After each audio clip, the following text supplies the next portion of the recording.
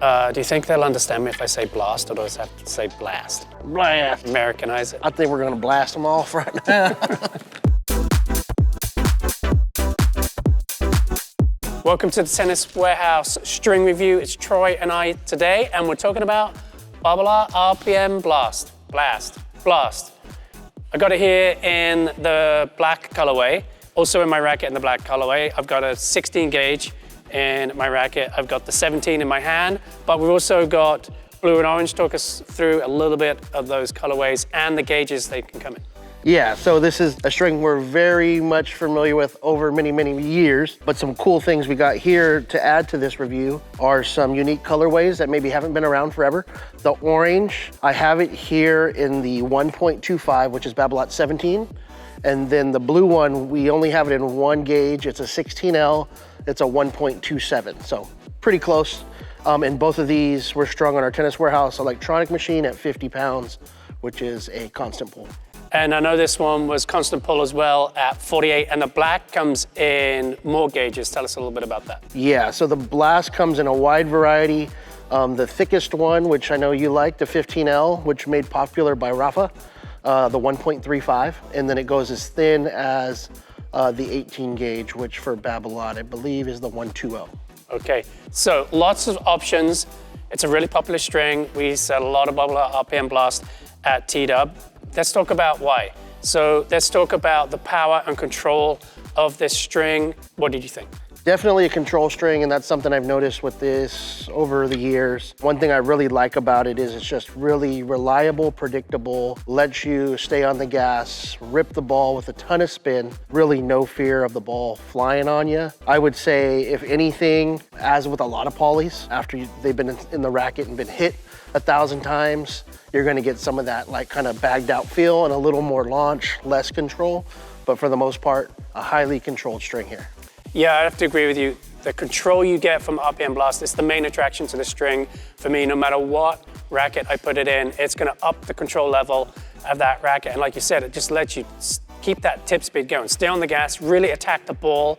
And you know, that's gonna get you more rotation on the ball. It's gonna get you good pace and push through the court with your shots as well. And I think the controlled nature of this string really inspires confidence and confident hitting. And I find the deadest version, the most controlled version, the black, the blue a little bit livelier, and I think the orange for me plays somewhat in between. And when we get into playability duration later, the orange is lasting me a little bit longer, so sneak peek on that one. Okay, let's talk about spin. This is obviously a very spin-friendly string. How did it work out for you on the spin front? Yeah, really, really good access to spin.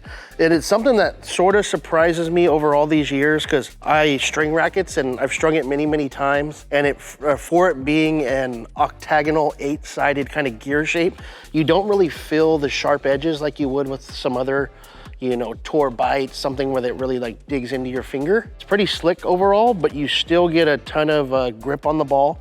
So there's good grip on the ball, but what really stands out with RPM Blast, especially when it's fresh, is that snapback, that really slick feel. And just shouting out a name here, one year at Indian Wells, I'm talking to the famous Priority 1 stringer, Nate Ferguson, and he loves stringing RPM Blast. Specifically, he strung it for Stan Wawrinka for many years back in the day, but it just slides really, really well. So when you're installing it, it's just super slick, but out on court, you definitely get that really easy snapback. Yeah, the fact that the main strings can slide out of position and then snap back, that's gonna kick the ball a little bit. So no matter if you're hitting slice or top spin, you're gonna get a little bit more jump on your spin, as it were, as the ball exits the string bed. And for me, that's one of my favorite things as well. It enhances that controlled nature of the string. So you get tons of control from the stiffness, I think, of the string, plus great spin potential. So you can really carry a lot of tip speed, especially on an angle or a top spin lob.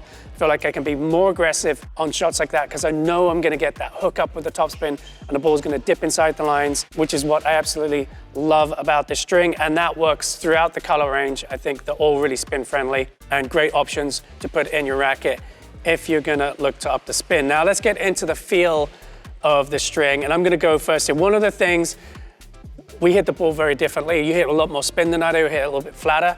And because of that slick nature of RPM, it's gonna feel a little bit different for Troy than it is for me. Because I hit flatter, I feel more that inherent stiffness of the string. I'm trying to displace the string bed more in a linear way, whereas you're coming at a much more sort of like vertical swing path.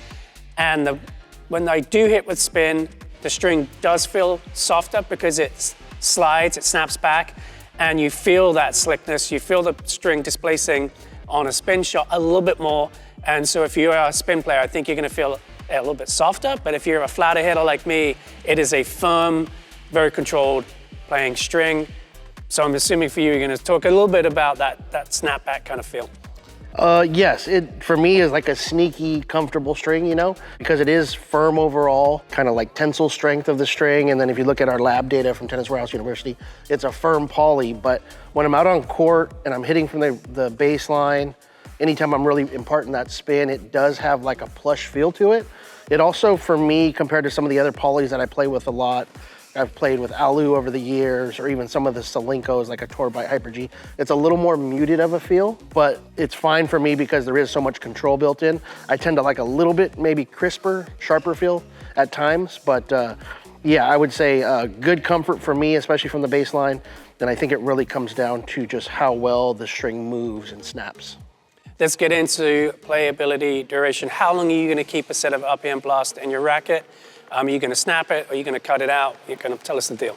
Revisiting this string compared to, hitting it, when we first did maybe 10, 15 years ago, I actually was pretty surprised, especially with these colors. I think I actually liked the blue the best for tension maintenance playability, just slightly. But usually I'll have it in my racket. With the black, I noticed maybe after like 3 to 5 hours, I noticed like a significant kind of playability difference. But with some of these colors, especially, I really liked it in this Pure Strike 97. I could go like a couple weeks, which for me, probably about 10 to 15 hours, and then I'm cutting it out. Yeah, for me, I mean, the Achilles heel of a lot of co-poly strings is tension maintenance. They do drop. I do find that with RPM Blast, it does drop out. Most noticeably in the black colorway for me, it bags out a little quicker than the other two, which is surprising because in a lot of polys, I find the lighter colors to just get too lively after they've been in my racket for an amount of time. But for me, if I'm looking to keep it in my racket, I'm going orange every day. And I find I can get into almost 3 weeks of hitting with it in my racket, and I'm probably putting about 4 or 5 hours on court a week. So not a ton of hitting, but even it just sitting, co-polys just continue to stretch, and so they're gonna lose some tension in the racket. The orange, for me, lasted the longest. The black, I'm probably gonna be changing every week and a half, 2 weeks max. Blue, probably somewhere between the two. Okay, what about your overall thoughts on this string, and is there a type of play you would recommend it for?